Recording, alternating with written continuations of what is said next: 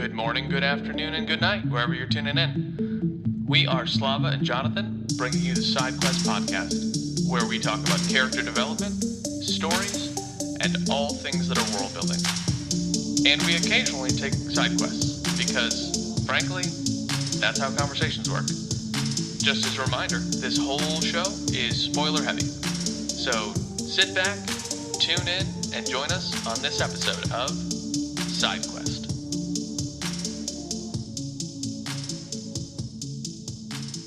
Well, hello, good people, and Jonathan, and Am I one of the good people? I think so. Everybody who's listening, I'm going to give them the benefit of the doubt that they're a good person. They stumbled upon this and kept listening. You're going to get us on a government list. Some murderer's going to listen to this show and go, I really like that Slava and Jonathan guy. He said I was a good person. They inspired me to do my work. Oh. Yeah, now we're on a government list. So we're going to get called in. We're going to get interviewed. Like, why are you supporting this? Like, have you listened to our podcast? And the answer will be no, because it's the government. They'll just have heard about it. Just make wild assumptions right. and, you know. Exactly. Oh, man. Yeah. Yes, good morning. It is a lovely morning today. Took a quick walk, got some coffee. I'm now a year older. Did you walk in the city? I hate everything about who you choose to be as a person. The book we're covering today is called The City and the City. Yeah, I was dipping in and out in one of the hatched areas between Alcoma and Miéville. So, just calling it what it is. Anyway, It's my job to sell you this book when we start. Well, actually, first, Slava, any highlights from the week? Oh, I had some, and then I just forgot. All right, well, so my highlight of the week is I turned a year older. Girlfriend made me some flan, which is awesome, very delicious. Took a couple days off of work just because it's birthday weekend, and yeah, life's pretty good. I didn't do a whole lot yesterday. Well, I did in the afternoon, but for birthday stuff. Yeah, spent some time in the morning reading, went for a walk, journaling, listened to an intellectual chat by Peter Kraft, who's this, I was texting you about him. Mm-hmm. I guess I'd call him like a Catholic philosopher, but he had a piece. This is bad. So his website used to be broken back in the early 2000s when we were both living in New York. He was charging for his talks, and I may or may not have found a way to simply tap into his website because it was broken and get the talks for less than the requested cost. So I have a collection of them, and I really like them. They're fun. He was talking about Lost in the Cosmos, and he was talking about Lewis and Chesterton and not Pagini. What was the other guy's name? He also had a funny quote in there. He's like, "The 6 books I would make everyone read if I was God." And first he was like, the 4 books, and then he paused. He's like, the 6 books that I would make everyone read. He's like, you got to draw a line somewhere. Just funny. He's a funny guy. Interestingly enough, he actually grew up in the city that I live in. So, Interesting. Yeah. Very cool. Yeah, I find Catholic philosophy, anthropology, sociology kind of like, the heavy hitters in Catholicism. Maybe they're not that heavy. They just made it into kind of like the mainstream. But that aside, and that's not a slight of them, that aside, I find Catholic philosophy and anthropology much more robust than Protestant. And I'm not sure why. Because back in the day, Protestants had, decent amount of work. And the last 100 years or so, it's dwindled to the point where it's not robust. It's activism. It's the rest of the freaking world is doing. But Catholics have consistently put out good stuff on that end. Yeah, I agree. There's and I know that I've talked about him before because I absolutely love him. Blaise Pascal, 15th century philosopher, physician, physics guy, arithmetic, blah blah blah, etc., etc. Real Renaissance guy, right? Wrote the Pensees, which is wisdom literature.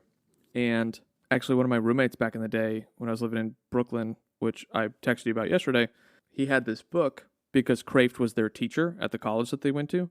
He had a book on the shelf that said Christianity for Modern Pagans, and it was just a look at Blaise Pascal's Pensées, translated from French to English, and then reordered in what Kraft thought was a more clear-cut, categorized narrative, because it's like these micro essays. Sometimes they're not one word, they're 2 or 3 sentence quips, like monks will be thrown up in arms over a cowl of wool. That's one of them. And then, there's just things to meditate on, wisdom to meditate on, right? And then there's ones that are like 6-page essays about vanity, or, another one that I really like, and I'm going to summarize here, is Pensée number 47. Pascal lays out an argument that says, humans spend so much time thinking that the future doesn't come fast enough, or that the past flees too quickly, that it is inevitable that we are always chasing times that don't belong to us, rather than living in the time that does. And therefore, it should be that no human is ever happy, because they're always either chasing the future and hoping it comes quicker, or regretting the past that it flees too quickly. And so, therefore, they'll never actually be happy living in the present, not for the present. It's a really great... This is the type of stuff that I like to read for fun. So... Hey, no, good on you. That's the kind of stuff I read for fun in my 8 years of seminary, although I've never come across Kreft. I wouldn't think you would, because of his Catholic beliefs. Yeah. Because Aquinas makes sense. He's well enough known. Or John, big theologian. Chrysostom? John something or other. Well, he's a father. John Chrysostom is a father. It wasn't a father, but yeah. Yeah, I had 2, maybe 3 professors that were friendly, let's just put it that way, towards Catholic theology. And there's a line that has to be drawn, right? There's a reason why there's Protestants and Catholics. There's definitely some stuff when it comes to ecclesiology, which is church, when it comes to soteriology, which is how we are saved, there's big differences in how we get to the middle point. And those differences are not irrelevant. They're not just like, well, potato, potato. The way that people get there, there's categories, there's definitions, and the conclusions are the same, but the road there is slightly different. And with some of the roads, we're going to call them, but they're contentious for a reason. The conclusions you come to based on how you view the church and view salvation, there's legitimate reasons for contentions there. Now, somebody looking in would say, F it, because I don't care. But for the internal dialogue, and that's all that matters, anybody looking from the outside, who cares? Like, your opinion is irrelevant. Just like my opinion on your thing might be irrelevant to you. So there's reasons why there's separation there, I guess. But having said that, there's a vast amount of information and resources that Catholics have put out that are superb. Oh, yeah. And Protestants, for the last 50 years, picking their butts and belly buttons and screaming Republican talking points obnoxious. Hasn't gotten us anywhere. Absolutely obnoxious. Absolutely obnoxious. And the thing is, if you meet conservative Catholics, they'll probably agree with you on those talking points, but they don't spend their time in the public square with political science. They're doing what Peter Kreeft is doing. Yeah. So, shout out to the Catholics. Yeah, here. I think they've done a very wonderful thing for the faith. I was going to say, I, in my years of getting older, have, I don't want to say ebbed and flowed, expanded. I've leaned stronger into the mystery that is God, and it's been nice because I've expanded my view, not as in everyone's, all paths are, lead to one place, because I think that is actually antithetical to truth, because truth... Well, it's infantile thinking. Yeah, it's far too simple. Rather, because truth is exclusive. Truth says A is and B is not. Gravity exists. Gravity does not almost exist, or gravity does not partly exist, or gravity doesn't exist when I feel like it. Gravity exists, period, regardless of my thoughts on it. And I lost my train of thought, Slava. So my thoughts have expanded, where my new filter is, does this current belief that someone presents to me or I'm holding, does it apply to people who lived in the first age when Jesus walked the earth? Does it apply to pre-Christ era?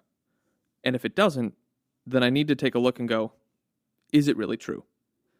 Because God expands through space and time. and his truths are immutable. Is immutable the right word? I think it's immutable. Unchanging, yeah. Yeah. So anyway, we don't have to beat the point, but those are my wax philosophical, Wayne philosophical thoughts where it's like, just like you said, like, I'm not over here beating a Republican flag. Like, that's obnoxious. Like, Jesus was not a Republican. Jesus was not a Democrat. Like, Jesus was Jesus, and it's purposeful that he was a stake in the ground that was very different from the world as a whole, regardless of space and time. Like, absolutely. And if you take away, well, let's not take that away. If you just put that point to the side and just say, all right, you know, we're religious, not religious, we're somewhere in between, we don't care, and we're looking at these two parties over the last, since I've been active, let's say, 22 years. Since I'm active meaning like paying attention to politics, not active as in like a politico. And I'm looking at them, and I'm like, a pox in both your houses. I definitely agree more with some of the right of center talking points, but I also agree with a lot of the left of center talking points.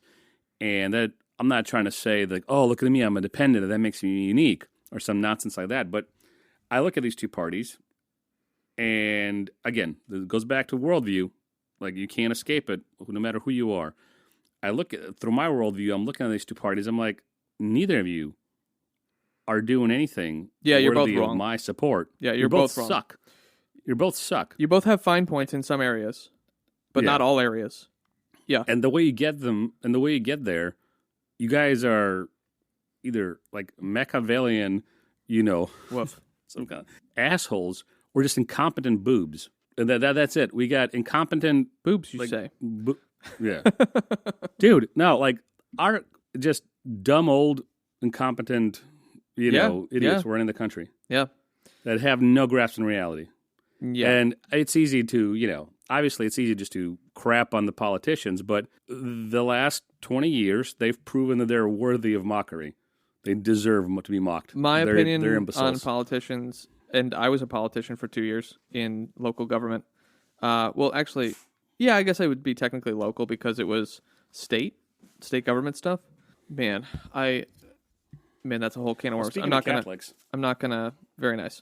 I'm not gonna go down that rabbit trail, but I will just say that as someone who was a politician on the highest local level you can have before you get paid, I was disgusted and was no longer interested in participating in the game, and that's what it is. It's a game. But I look at politicians the same way that I look at professors. If you haven't done the job in the field for over a decade, you don't get to be a professor or a politician anymore because you've lost sight of reality. And that should be a hardline rule, which forces term limits.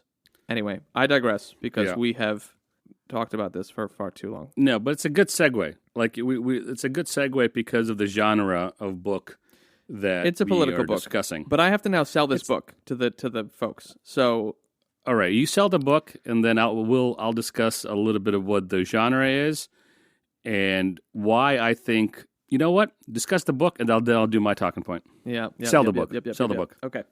In a world between two worlds, there were cities hatched side by side. Bejel and Alcoma, unseen by one another, lest they breach.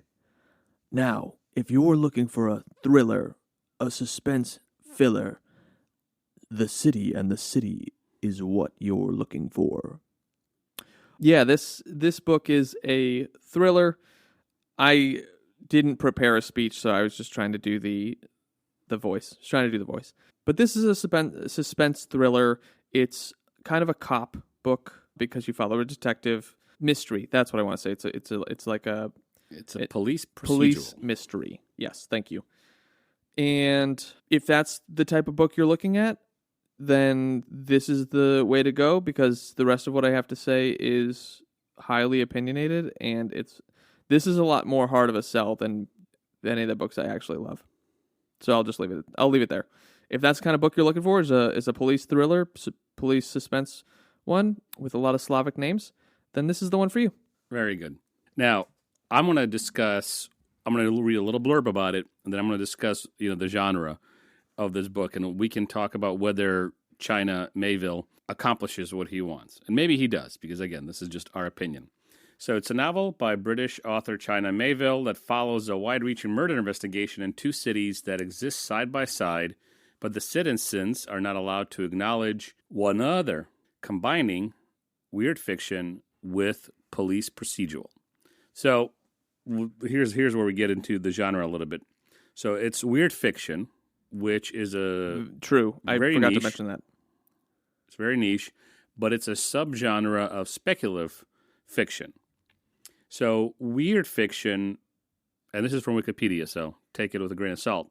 So weird fiction reinterprets ghosts, vampires, werewolves, and other traditional antagonists of supernatural horror fiction and attempts to inspire awe as well as fear in response to its fictional creations.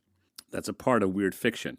It's supposed to evoke a sense of the, this is in Latin, so again, my pronunciation. Oh, boy. The numinous. And numinous, I looked it up, it's Latin for arousing spiritual or religious emotion or mysterious kind of awe-inspiring, feelings. So the German theologian and philosopher Rudolf Otto talks about this, and people who write these kind of novels, they want to get people to rethink the way we think about the world. It's speculative fiction. So what Philip K. Dick did, he's like, well, what if Hitler won and took over America? So the man in the high castle. Yeah. But what if there was a totalitarian state that controlled everything? And so that's what this book is supposed to be. And a guy who I found on YouTube, you guys should check him out. He's a philosopher from Wisconsin, Wisconsin U. His name is Gregory B. Sadler. So look him up on YouTube. He has some great stuff on this stuff. Great videos on this stuff. Okay, so in speculative fiction, the characters within the narratives contemplate existential questions and grapple with philosophical, theological ideas. Readers are invited to do their own philosophical and theological introspection, outrospection, and there's implications. There's supposed to be implications embedded within the particular narrative. So if Hitler took over America, this is what would happen. If the government has too much power, this is how they would treat their citizens. If we're going to, go to Philip K. Dick. Dick, I think, accomplishes what the genre is supposed to do. I think this book was decent. I didn't hate the book, but it was lackluster. You texted me and you said lackluster. I think that, sadly, is true. And I don't think it gets me where Sadler or this Otto guy, I don't think this book does it. That accomplishes the mission. Philip K. Dick has done a good job, and we just read Do Androids Dream of Electric Sheep. That was speculative fiction that was well played out. And I was unpacking this with you yesterday via text, or 2 days ago, whatever it was, where part of the reason that this book didn't work for me, and I actually hated it, which is why the sell earlier was tough. We ended up in the edit cutting out my rant that I did just after the voice, because the whole shtick that we try to do is, well, we got to sell the book because somebody likes this book, and that's fine. And I like that you like this book. I did not like this book. Part of the reasons I didn't like this book is the main character has no risk. He has no risk. He has no family. He has the two girlfriends, but their lives are not at risk because of something that he's doing. So there's nothing on the line for this guy. The first 11 chapters are good. There's a build-up. It's suspense. You're like, what's going to happen? And then there's a turning point, and it starts to ebb, which you need in a storyline. You can't just all be rising suspense. You need some breather time in the plot points and the drama. So that's fine. But the breathing room lasts 11 chapters, which is a little long. That's a little long. And so you can't have it last that long. And duration is a little bit of a moot point because it can last 11 chapters if the book is 100 chapters long, right? Like, if there's another uprise in drama or something that puts the character at risk, puts his family at risk, puts something that he cares about at risk that we also care about, then it makes sense. This book, however, is like 26 chapters, 27. Like, that's it. 29. Thank you. So if you've got 11 that are above average, they're stronger, because it's a building up. It's a new world. You're figuring it out. And then you have 11 that are a lull. That's 22 of the 29 chapters. That's too much. So the main character doesn't have risk. He didn't give me an opportunity to care. One of the ways that, and this is just hypothetical, is he could have had a stronger relationship with one of his girlfriends, who was then captured and then threatened if he didn't stop looking for this thing. But none of that happened. The author introduces a random woman who is still alive at the point of the turning point in chapter 11 or 12 or 13 or whatever, and we don't care about her because we haven't spent any time with her. So you're reading the book and you're like, okay, cool, new woman, and then she dies, and it's like, well, that's all right. I didn't care about her anyway because I didn't spend any time with her. There's no screen time, and that's the problem with this book. In the latter 2/3 of it, is he doesn't give me any emotional anchors. I wonder if that's because, and I'd want to read more Mieville books to get a sense for what else he could do. Yeah, I'm not saying I'm not going to read another book by this author, but like this one's awful. Yeah. But I'm wondering what you're hating. Is it just a thing with procedural police books or police procedural books? Because the hero, the detective, he goes through the story and he does his things and he gets attacked and he attacks back and he wins and he solves the case, and it's, like any other police drama where there's not a lot happening to the detective, but he's doing things that bring the story to a close. Maybe that's just part and parcel of police procedurals, and maybe Melville did a good job. Now that your points are invalid, maybe that's just why you would hate any police procedural book, because I like Humphrey's I like Humphrey's Last Case. That was procedural. That was detective. Yeah, but it was speculative fiction. But there was elements of what you're looking for. Like, he had something to lose. The character lost his life, essentially. Correct. Right. And he knows it. Right. And we were introduced into the fact that this character has something that they love that they're losing, which is my whole point. It's not about police procedurals. I think it's a fair counterpoint you're giving. Like, I'm not dismissing it with my passion here. It's just that Mieville didn't give us something that the character loves. And like Dick did in Android's Dream of Electric Sheep. He's like, this guy loves his electric sheep. He has trouble with his wife, but he still cares about his wife.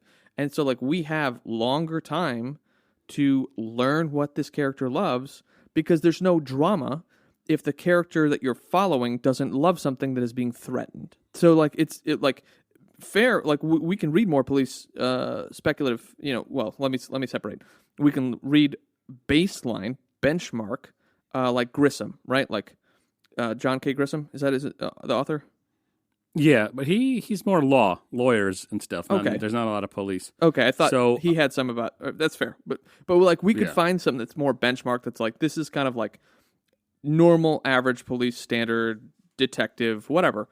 And like we could see, we could test your hypothesis by reading more of these things. But the thing is, political intrigue, which I would equate with detective books. Because there's this unfolding, there's a larger thing at play, right? Because it's always this ominous, like, there's a larger thing. Like, The Way of Kings is, well, it's actually like book 2. But there's political intrigue that happens in the Stormlight Archives in books 2 and 3 that is unfolding, which is not specifically a detective story.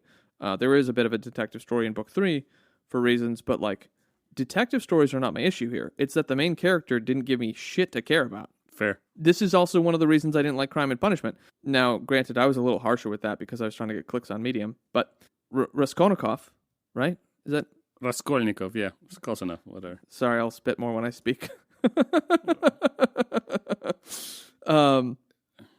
He, like, at least I know that he cares about himself. I didn't like that one because he dawdles too much in his own mind, which was Dostoevsky's whole point. And he did a great job. He absolutely killed it as a book. I just didn't like it. And no problem admitting, like, the brilliance of the author that is Fyodor Dostoevsky. Mieville, on the other hand, didn't kill it, and he tried to tie together speculative fiction, which I think that I actually would really enjoy, because I did enjoy Android's Dreaming of Electric Sheep. I love speculative things. I like the odd and the peculiar, and, like, I loved the Stephen King stuff that we read, and I love H.P. Lovecraft. It's like speculative, weird things. Like, I'm down with that. but he tried to shove it in with a detective story, and the detective story is the part that I didn't like, because the character himself was not likable. Like, it's not likable. That's poor English. It's the point I made earlier, where it's like, he didn't give me something to care about. It could have been his dog. It could have been anything. He has a whole thing of plants that he loves at his apartment. It literally could have been anything, but they gave me nothing. I hear you. I understand. But I still think it goes back to what maybe in Mieville's mind is a good police procedural. And he had to take it from somewhere. He had to read a police procedural. Sure. If he's a decent writer, all right, because this is supposed to be a gift for his mother or something. He wrote this book as a gift for his mother, if I remember reading it correctly. And so he's like, all right, so mom likes procedurals. Let me read some of her books and let me make the thing I want to talk about in the city, which, is people seeing and unseeing each other and urban disconnect. And we'll get to that in a little bit. And then I want to wrap it up in my own type of a weird, speculative way and insert the detective story into it. And I'm confident enough in this to say that's where Mieville fails to give us a detective that has something to lose, that has, like you said, a dog or a girlfriend or a wife or something more than just something that he cares about. The case itself. Yeah. I mean, he could lose his life because with the breach guys, they could lock him away forever. And he consistently goes after whatever he thinks is the truth in this, this weird world. The only thing that I'm almost confident that's what it is. The only thing that we're given briefly is a threat of, well, he's probably going to lose his job. That's it. And he doesn't love his job as much as, we just read it, Andrew Street, Electric Sheep. What's the... Decker. Decker, thank you. He doesn't love his job as much as Decker does, because we don't have that internal monologue. And this is the thing, like, it could literally have been any stake in the ground about literally anything. I really love this lamppost that's on my street. It's where my dad met me for the first time. I don't flippin' care. Like, it could have been anything, but it was nothing. And that's my main point. It's like, character A didn't want anything. He wanted to solve the case, and that's fine, but, like, there was no threat here. So it's hard for me to care about him. And yeah, like you said, look, this guy's published books, and I haven't published anything. But the whole purpose of this podcast is, like, we're reading books, and we're dissecting them. Like, I liked the world.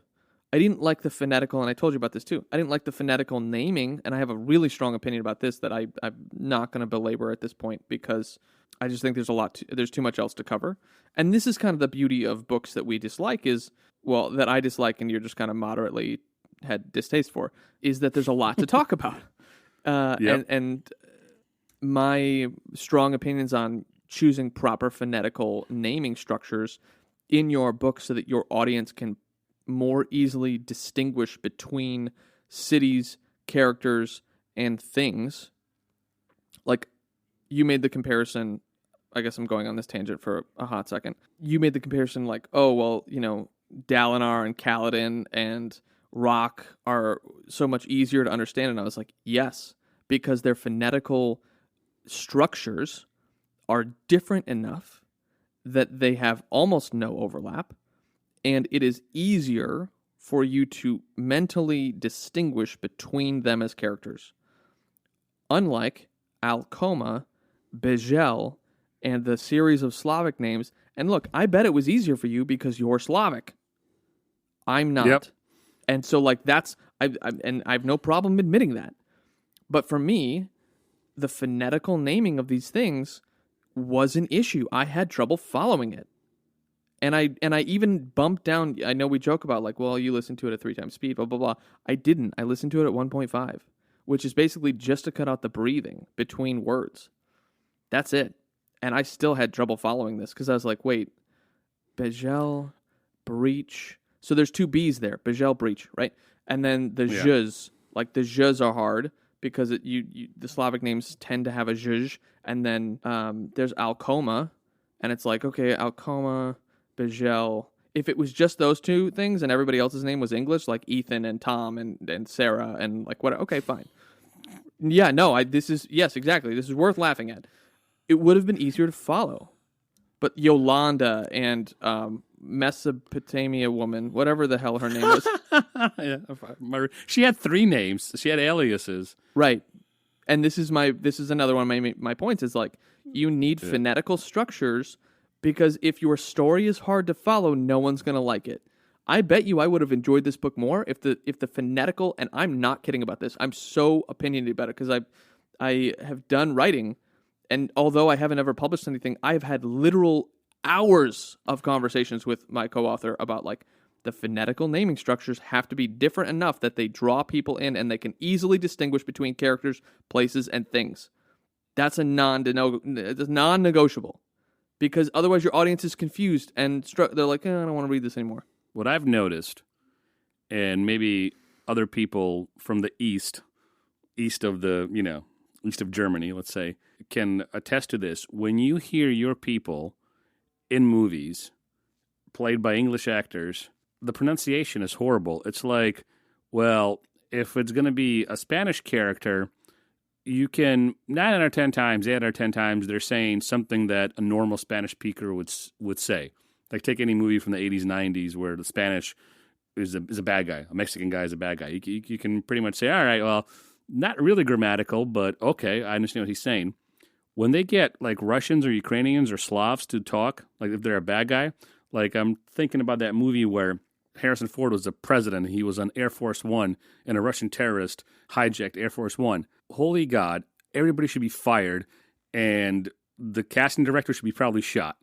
So maybe it's the narrator that we should be crapping on a little bit too, because there's militia and politia.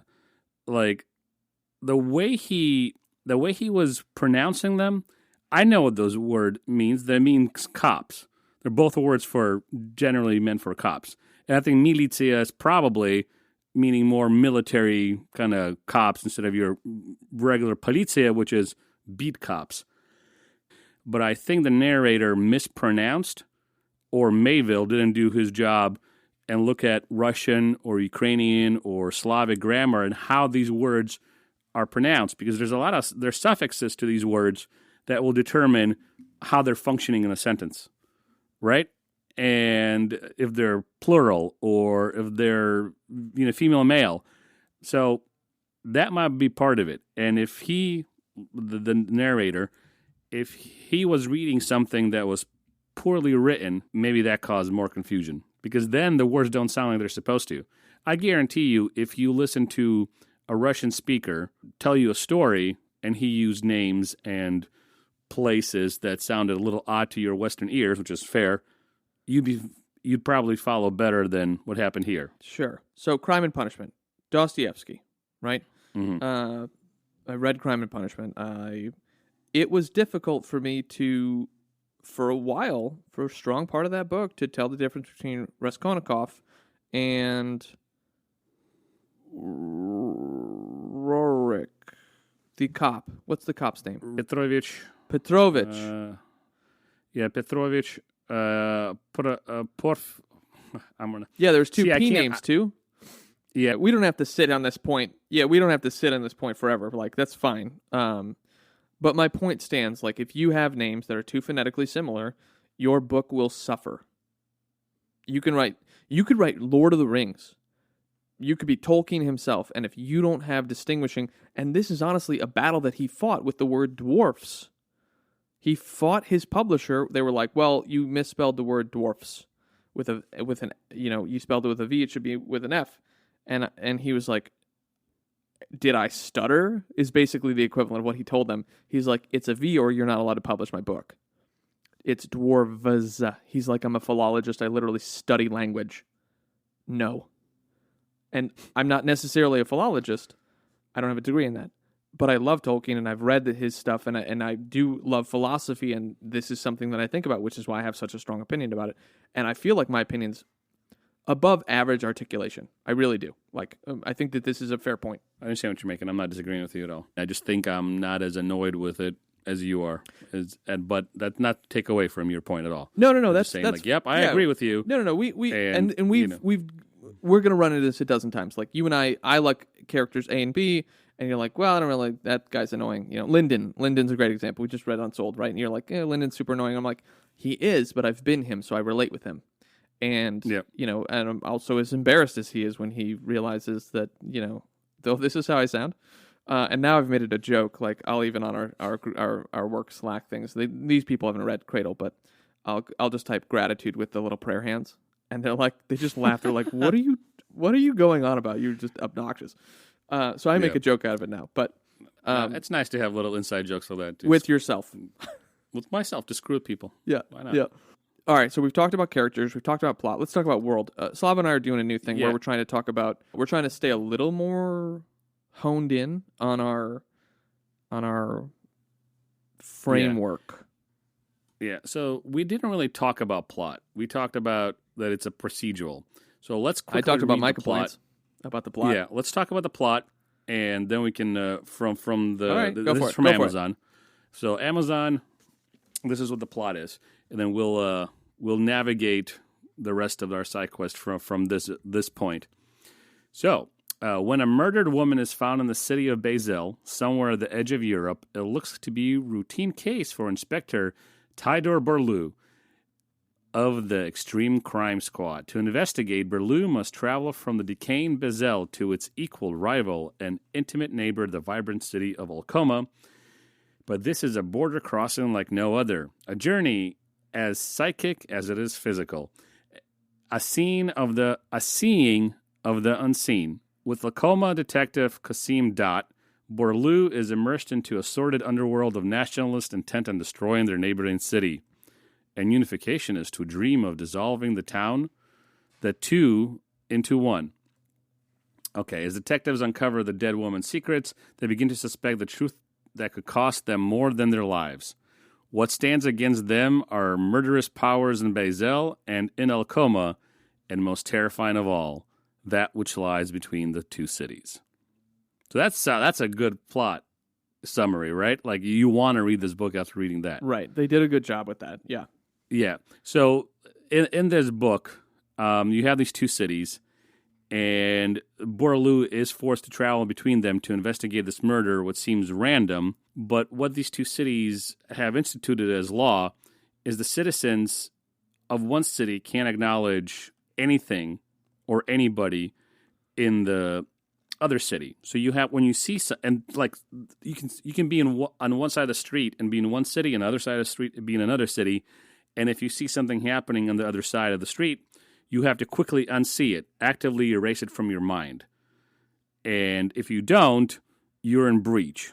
And breach is an action word. You breach, you do something that is considered breach, and a special, almost supernatural police force called the Breach that will come and take you to Breach, where you will be either forever put into a cell or killed, or nobody really knows, or punished. And then after you leave Breach, you're never the same, and you can't interact with any of your friends or family members or anybody you ever know, because then they'll be in Breach. Because the sin of Breach, or the crime of Breach, is being in the wrong city and seeing the things you're not supposed to see. That is the setup for the world. This is where Borloo finds himself. And he actually gets taken by Breach at one point, after the 11 chapters of nothingness. That he doesn't get taken by Breach until chapter 26. No, sorry, 23. 23. No, it's 24, because I texted you. I was like, why is he bitching at these people for 2 chapters? Yeah, somewhere around there, right? So, yes, that's the plot. Sounds cool, right, guys? You should read The City in the City. The plot is good enough. It's, a woman is murdered. She's beautiful. A detective tries to find her murderer. He does. He wins. Story ends sort of lackluster because he becomes Breach. Because he does such a good job, the Breach decide to make him one of them. So it is what it is. I thought that was a little bit of a letdown for the ending. I wanted more. But the world itself, let's talk about the world. So the world sounded very interesting. Yeah, unpack that, because I also thought this was the concept was great. I have no problem recognizing the concept being interesting, and like, oh, this could be fun. But similar to how book 1 of series have to establish their magic systems, it takes time, and that was another. issue of mine, like the world concept. I love the concept. Worlds on top of worlds, cool. Okay, interesting. You have to unsee. Okay, but it felt like a magic system that was being explained to me, which is the only analogy I can come up with here. But you need to do that in a delicate way. You can't just dive, like, partly you can dive in, but you have to give me time to understand how this works and establish the rules of, like, what does it mean to unsee? You know, like 1984, we look at people who have to be careful about their thoughts, right? And they take time in addressing their version of unseeing, like, oh, I can't think about these things, da-da-da. And he did a good job on that. But I think the book was longer too, technically. But this is like the execution of the world building in how it was explained was weaker than it should have been. I really think that this book, if it would have gone through another 3 revisions, one really heavy one where my complaints about the character issues, giving us something to care about, and then doing a better job of pacing, and then also doing a better job of explaining I'm going to just keep calling it the magic system of the world because I don't know how else to explain it, of the unseeing and having a cross-hatched city and giving me more examples of that. Have the guy buy a newspaper and have a couple encounters where he has to physically think about, oh, right, I forgot how to do this. I have to unsee these things, something like that. Or introduce me to, give me the POV of the woman who dies, right? Like, give me that in the prologue and then set it up. Like something that addresses the magic system that is city on city, because I think it's a great concept. I mean, we read a couple times ago where I read you my concept of having a world that splits in 2 that regrows itself, like having a layered dual nature is interesting to me. I like that. It's the execution that I had an issue with. So, like, another part of the world is, and it's the same vein of seen, unseen, all this stuff, is the laws that are here, right? So murder, tax evasion, whatever the hell we want to talk about, like breaking the law. But breach, whatever breach is, and we already discussed what it is, and it could be like 3 or 4 different things. So if you're in breach, which very apparently is harmless, to see a woman across the street drinking a cup of coffee and saying, oh, wow, that's a nice looking girl over there. Or, hey, that's an interesting, cat she's walking. And for that to be considered the highest of crimes, but murder is kind of like, well, yeah, murder is bad and we should work on it, but the highest authority in the land only comes into play if you see a woman across the street, rather than if you murder the woman across the street. You know what I'm realizing while we're talking about this? Is they don't tell us why this is a problem. No, they don't. But that's part of speculative fiction too, like, right? No, there's some element of like mystery and unknown, and you're just thrown into a confusion. Dick did a better job at this with Android Stream of Electric Sheep. Like, we have understanding about the empathy box and Mercerism, and like, he takes time to add little stakes in the ground, like building a tent, like a circus tent. Like, he puts the pole in the middle. We're following the main character. He likes sheep. This is what he cares about. He has trouble with his wife, da-da-da-da. And then he's like, oh, and there's this thing of Mercerism. Oh, and there's this thing, there's an empathy box. Oh, and there's this thing that, like, there's a new version of Android. And, like, he builds around the thing. So, like, I'm pro-mystery. I'm just, like, really nitpicking here of, like, this is why this book was lackluster. Because there was just revisions that it should have gone through to build out the world. And I fucking love world building. It's my thing. I absolutely adore it. And it doesn't mean you have to spell out every nuance of the gravity and the grass blows west instead of east and you know, whatever. You don't have to do that. You just have to give me enough to make it really believable. And if you don't give me the reason, because I'm just realizing this, they never told me why. Why is this a problem?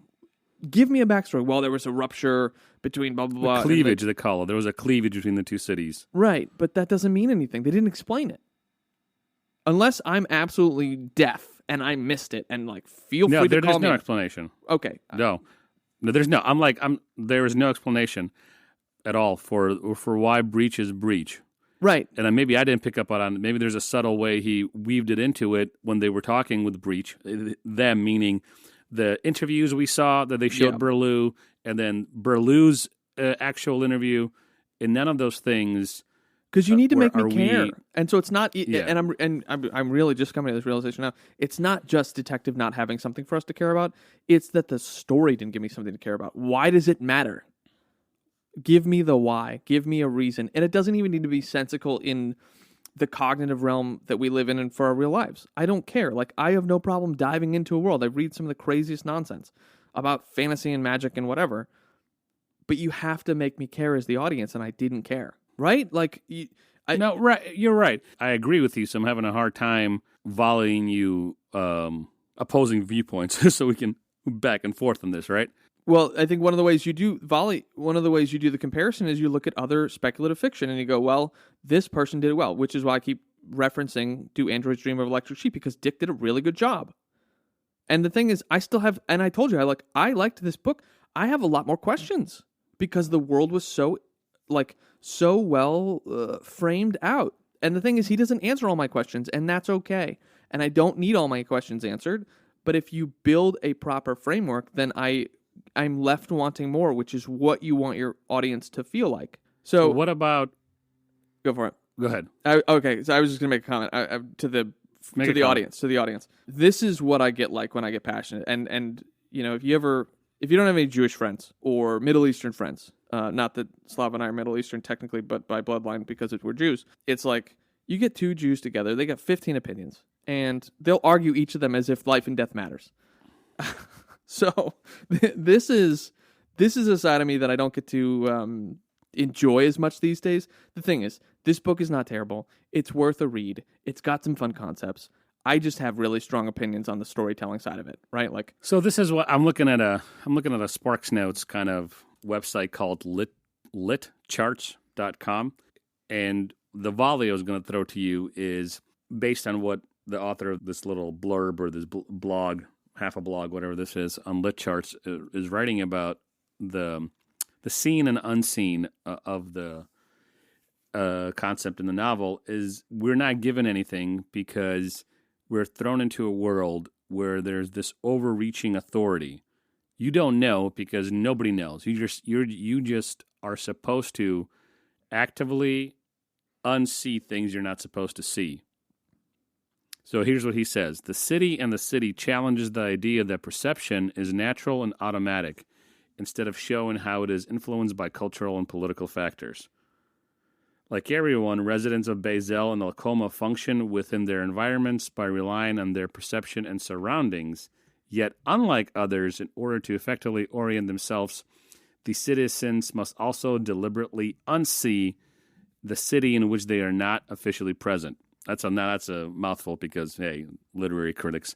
But maybe this is the volley that we talked about just a minute ago.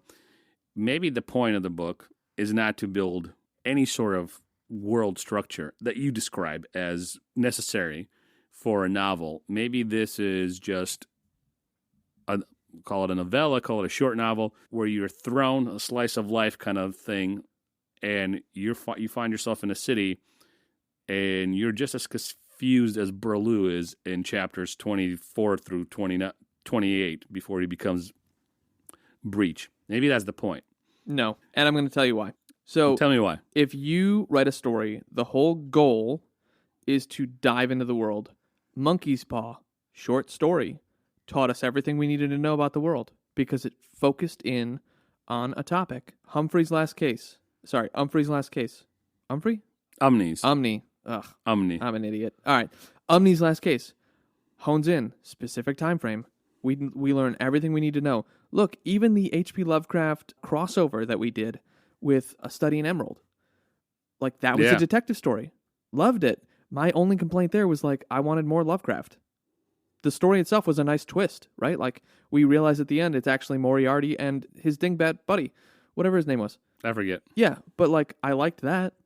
So this is not about the detective story. And if you're going to write a world, you write a world that is engaging. And to your point of like, well, maybe we're supposed to be like Berlou. Berlou lives there.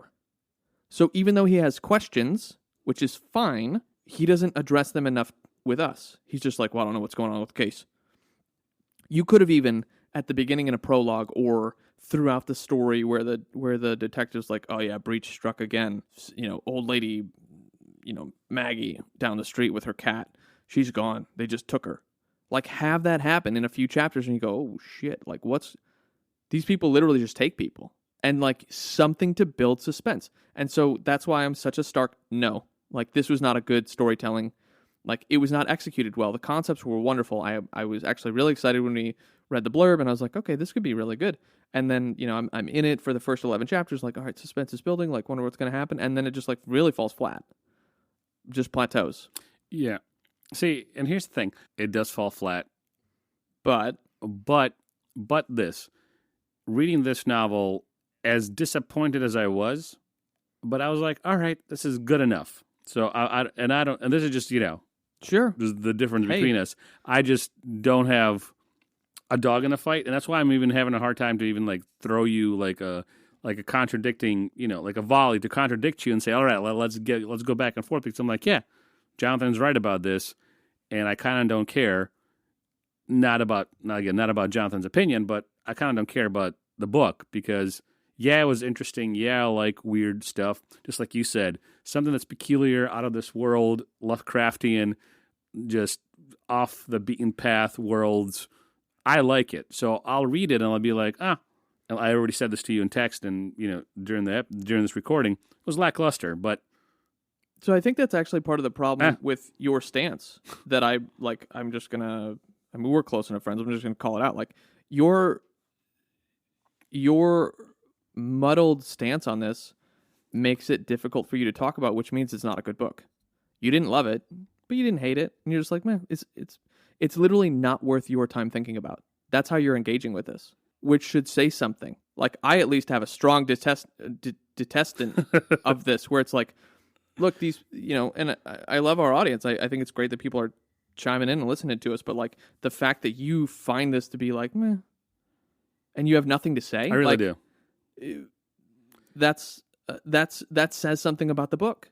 Like, there's nothing for you to defend because my points are articulate enough. I'm not going to write a scholarly paper on it, but like, find something to like and love, or find something to hate. Like, no one's listening to us for our average opinions about whatever. Yeah, well, you know what I mean? Does it make sense? Well, let me hate on this. It makes sense. Let me hate on this. I went in thinking it was going to be some sort of weird, speculative, lots of evil going on, twists and turns, wrapped up in a little police procedural. And like you said, I'll just come out and say it. Like you said, the first 11 chapters were fascinating. Yeah, and interesting. For the rest of it, I didn't hate it, but I was not at all.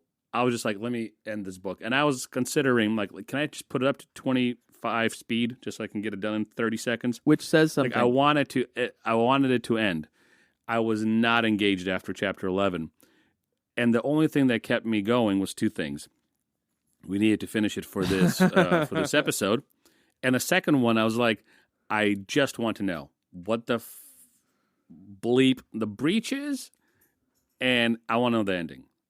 Like, and I purposely did not read anything about the book except like the author and the genre that I rambled on about a little bit ago. So I'm like, not going to spoil anything for me. I'm just going to finish it. And I was disappointed. When he became Breach, I was like, okay. Well, obviously he lives because it's his point of view, his first person point of view. Right. So he lives, and he's Breach. And then, okay. That's it. I got nothing else. So I guess if I hate anything, is I hate that I was so disappointed. If that makes sense. Because I just have I got nothing. I'm like, it's right, because it's a fine book.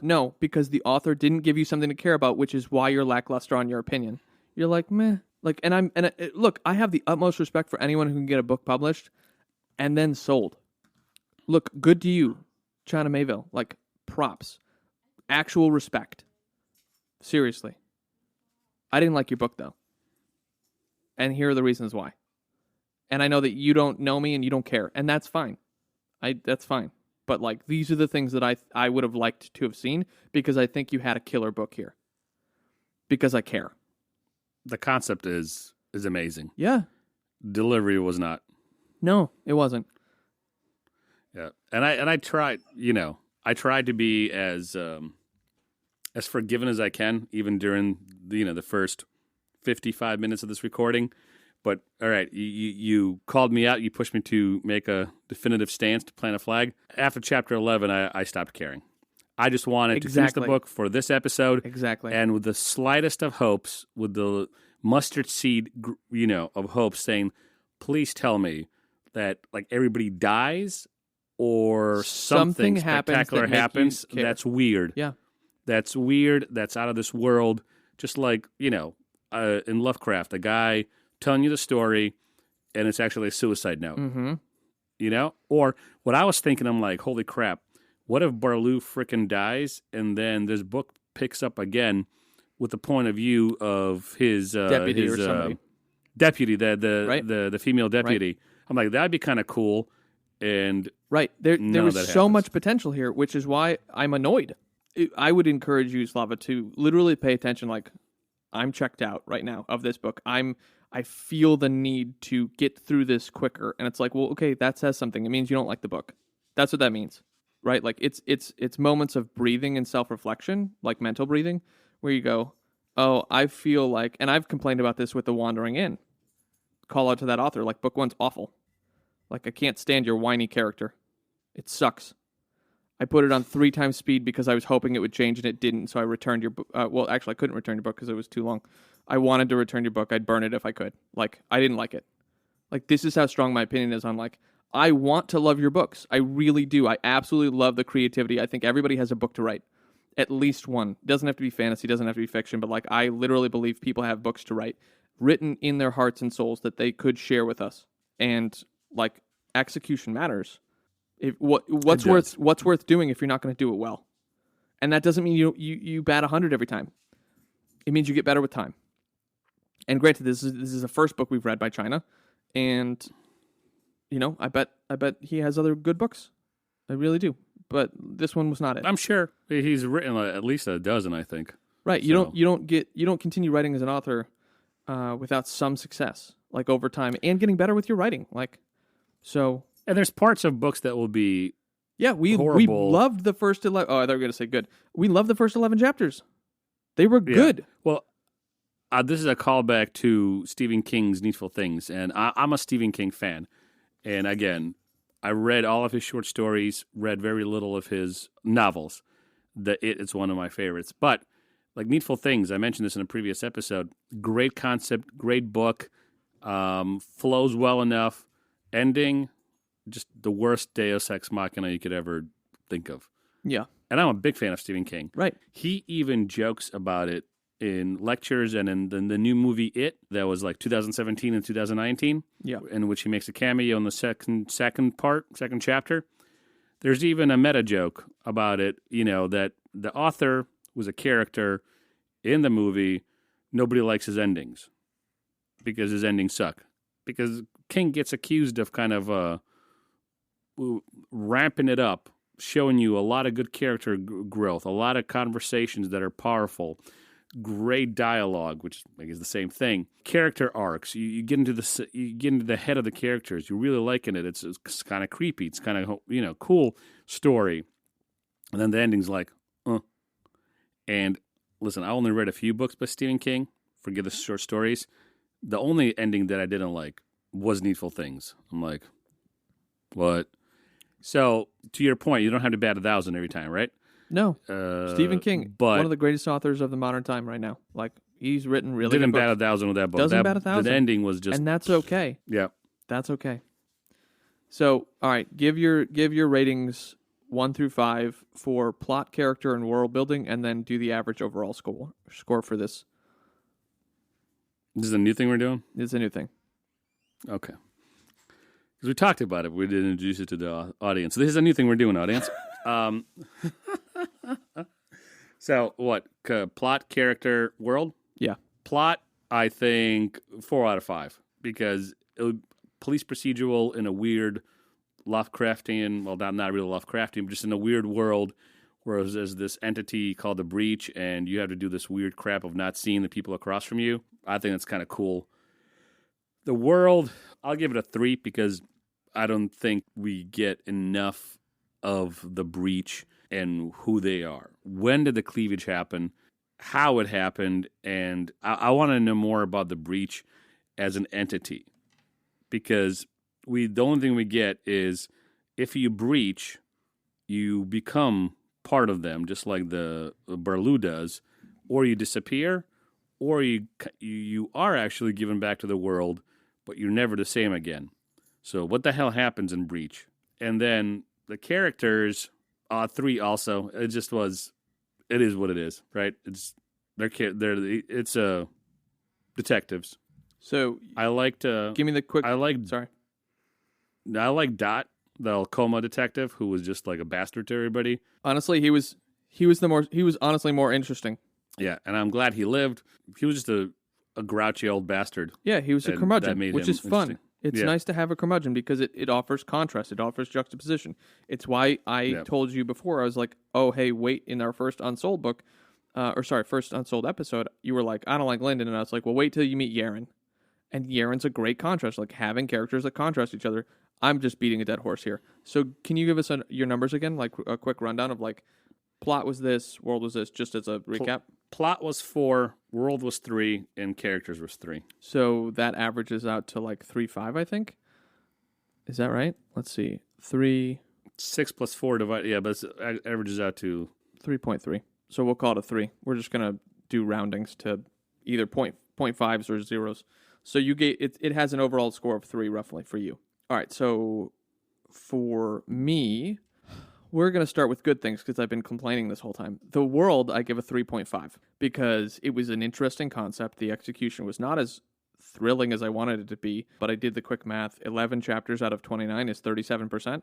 So 37% of the world or the book was interesting, which means that 2/3 of the book was not interesting. So that says something. So the world, I give a 3.5 because I really like the concept. I really love the possibility of what could have happened here.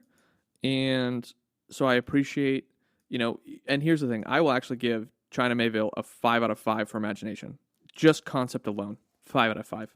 Which I realize I didn't ask you to rate, but because I don't want to seem, well, whatever. Plot was a 2.